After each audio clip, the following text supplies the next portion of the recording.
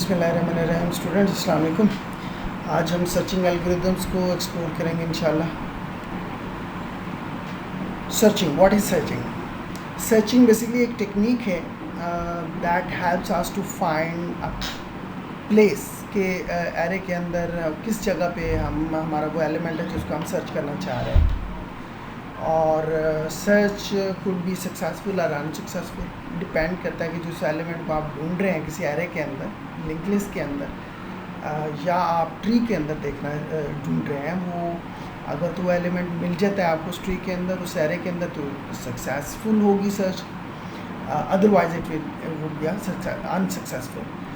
जहाँ तक हमने वो बात की है कि वो किस एलिमेंट किस लोकेशन के ऊपर है, तो ये लोकेशन हम जान सकते हैं एरे के ऊपर। अगर हम सर्च परफॉर्म कर रहे हैं तो हम देख सकते हैं कि जो हमने सक्सेसफुल सर्च के केस के अंदर हमारा जो एलिमेंट है वो एरे की कौन सी लोकेशन के ऊपर पड़ा हुआ है। लेकिन अगर हम लोकेशन की बात करें लिंक लिस्ट के ऊपर या ट्री के ऊपर, तो हम लिंक लिस्ट के अंदर तो ये देख सकते हैं कि जी मैक्सिमम की कौन सी नोड के अंदर ये एलिमेंट मौजूद है, टोटल नोड्स कितनी हैं और कौन सी नोड के अंदर मौजूद है।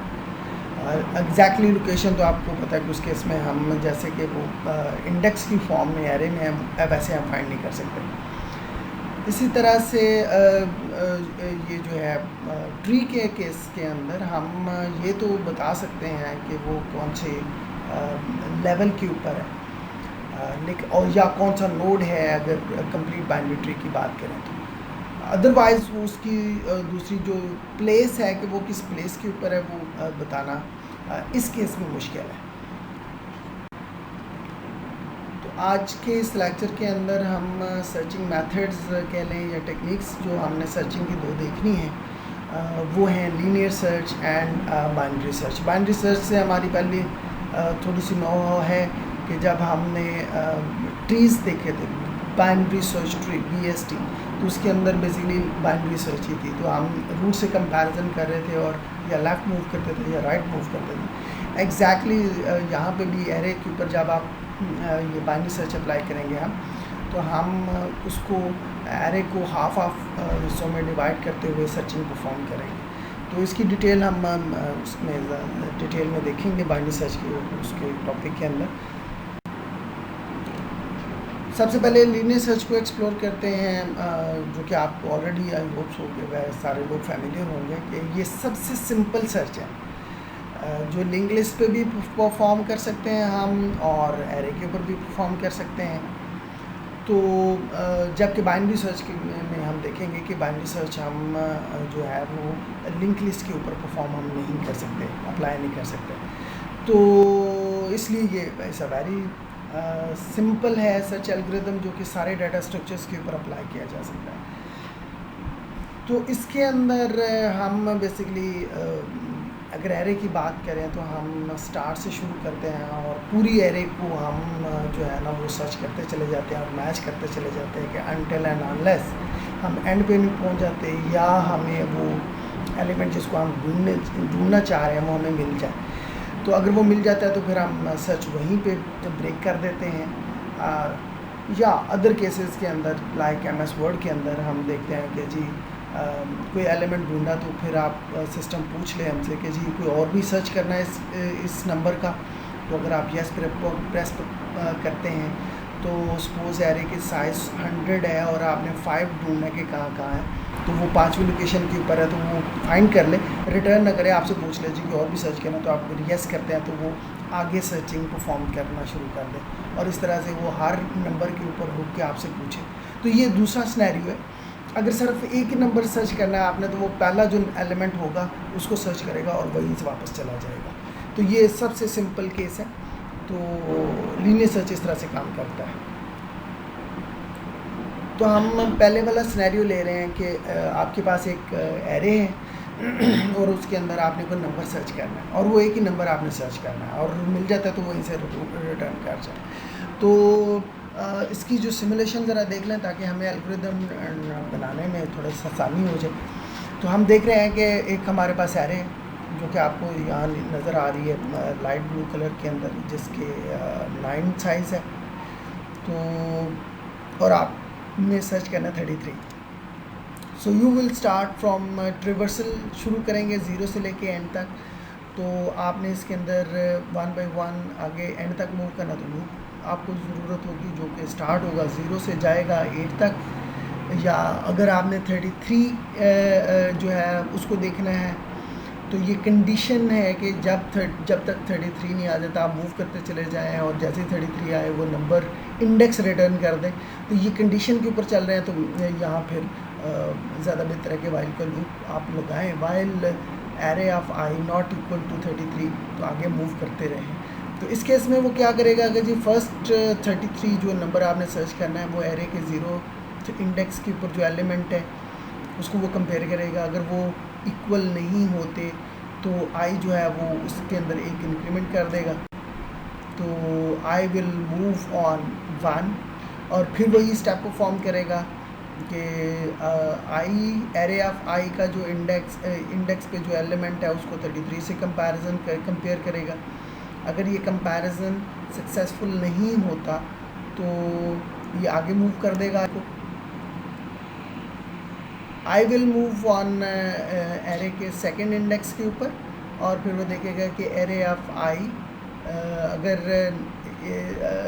33 जिस नंबर को आप सर्च करना है is not equal, 33 not equal, तो ये कंडीशन ट्रू हो गई। तो फिर इफ़ नॉट इक्वल आई को मूव कर दिया, आई मूव ऑन नॉन 3। तो जब तक हमें पता है कि ये वाइल का लूप हो या फॉर का लूप हो, जब तक कंडीशन ट्रू रहती है लूप आइटरेट होता रहता है। तो हमने कंडीशन ये तय की है, वाइल ये जो नंबर है 33 नॉट इक्वल्स टू 14। तो हम देखा कि 33 नॉट इक्वल 14 के इक्वल नहीं है, ये स्टेटमेंट ट्रू है। ट्रू है तो अगली आइट्रेशन आएगी, तो I will move on 4th location. तो जब 4th लोकेशन के ऊपर मूव करेगा अगेन कंपैरिजन होगा, 19 को 33 से कंपेयर करेगा। Again this condition is true, 33 is not equal to 19। तो आई के अंदर एक और इंक्रीमेंट हो जाएगा। I will move on 5 now. फिर वही परफॉर्म करेंगे हम, array of I which is 5 के अंदर जो एलिमेंट है दैट इज़ 21 को हमने कंपेयर किया 33 के साथ, आगे मूव कर दिया। We are now on 6। इसी तरह से 6 को पे जो 26 है, 26 not equal to 33, condition is true. If the condition is true तो आई के अंदर इंक्रीमेंट करेंगे हम, अगली आइटेशन आएगी आई के अंदर इंक्रीमेंट हो जाएगा। And now is 33, array of I is 33 not equal to 33 condition हो गई फॉल्स। तो आप लूप से बाहर निकल जाएं और आई को रिटर्न कर दें। इस केस में वो लोकेशन अगर आप देखना चाह रहे हैं कि वो किस लोकेशन के ऊपर है, तो इस केस के अंदर जो मेथड है वो रिटर्न करेगा जो है वो 7। तो अगर हम देख लेते हैं कि अगर तो ये आई जो है वो एक पॉजिटिव सक्सेस के केस के अंदर ये पॉजिटिव नंबर होगा, बिकॉज एरे के जो इंडेक्स है वो 0 से शुरू हो रहा है और एंड तक जा रहा है। अगर सपोज कर लेते हैं कि ये आपने 333 नंबर को सर्च करना है एंड योर आई जो है वह डेफिनेटली एंड के ऊपर जाएगा, तो मेथड ने कोई चीज़ तो रिटर्न करनी है। इस केस में अगर मेथड -1 रिटर्न कर देता है तो इसका मतलब ये हो हम ले सकते हैं कि जी जिस नंबर को आप सर्च करना चाह रहे हैं वो नंबर एग्जिस्ट नहीं करता। और -1 इसलिए कि ये चूँकि एरे के ऊपर परफॉर्म कर रहे हैं और एरे के सारे इंडेक्सेस 0 से लेके पॉजिटिव वाली साइड पे मूव करते हैं और नेगेटिव वाली साइड पे तो कोई इंडेक्स है ही नहीं।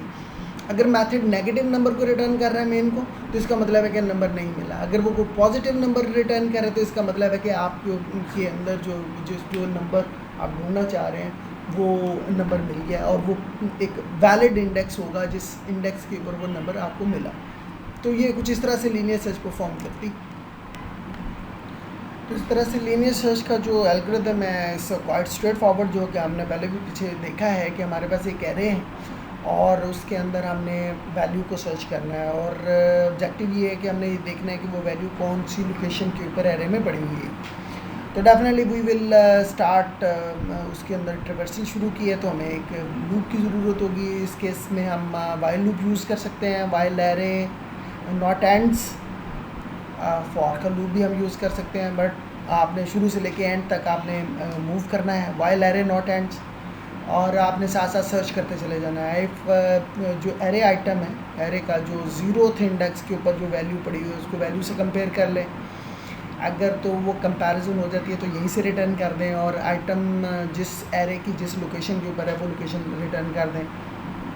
अदरवाइज़ अगली लोकेशन के ऊपर मूव कर जाएं, और फिर अगेन आप देख रहे हैं कि वाइल की ये सारी कंडीशंस हैं, जब तक ये वाइल ट्रू रहेगा ये स्टेटमेंट्स एग्जीक्यूट होती रहेंगी, और हर एग्जीक्यूट के बाद आप वाइल के ऊपर मूव हो रहे हैं। तो आप ऐसी तरह मूव करते चले जाएंगे, और अगर आप एरे के एंड पे पहुंच जाएंगे तो लूप ब्रेक हो जाएगा, आप बाहर निकल जाएंगे। अगर इसका मतलब ये होगा कि आप एंड पे पहुंच गए हैं, नंबर आपने रिटर्न कोई नहीं किया, तो फिर इसका मतलब है कि वो नंबर एग्जिस्ट ही नहीं करता, उस केस में रिटर्न फॉल्स हो जाएगी, या कोई बड़ा सा नेगेटिव नंबर वो रिटर्न कर दे, जो है वो सिस्टम रिटर्न करे।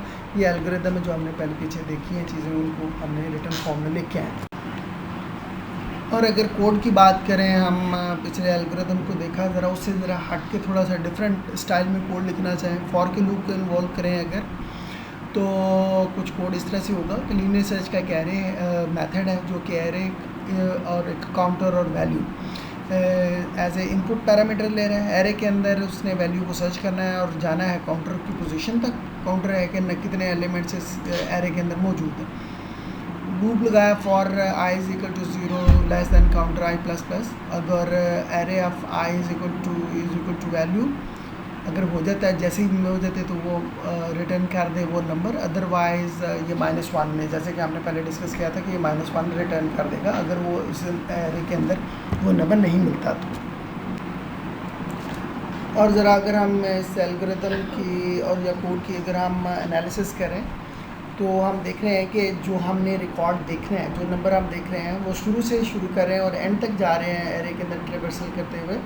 तो बिग ओ का मतलब है कि वर्स्ट केस सिनेरियो क्या होगा कि जो आप रिकॉर्ड फाइंड करना चाह रहे हैं वो तो या तो लास्ट पोजीशन के अंदर मिले आपको, या वो मिले ही ना। तो आपने सारी एरे जितनी भी है वो सर्च करके एंड पे पहुंच गए तो जो है ना वो मिला ही नहीं रिकॉर्ड। तो ये वर्स्ट केस सिनेरियो ये हो सकता है कि वो सारी एरे आपने ट्रेवर्सल कर ली और नंबर मिला ही नहीं। और अगर एरे का साइज़ होगा, सपोज n है साइज़, इसका मतलब है कि आपको n कंपैरिजन्स करने पड़ेंगे। n कंपैरिजन करने का मतलब है कि आपके जो वर्स्ट केस सिनेरियो होगा इस एल्गोरिथम का, that is big O of n।